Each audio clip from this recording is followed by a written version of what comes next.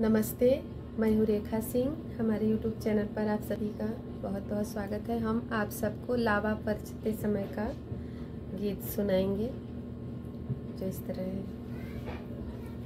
कहवा क लाल धान कहवा क डाली जी के करे मड़ुआ लउआ पर चले राम जी के करे मड़ुआ लउआ पर चले राम जी।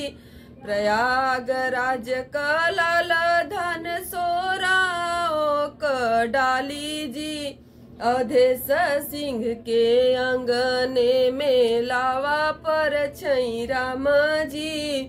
अधेश सिंह के अंगने में लावा पर छई राम जी। हंसी हंसी उंगली देखावले राम जी। रोई रोई कामन भैया लावा गिरावई जी। रोई रोई कामन भैया लावा गिरावई जी।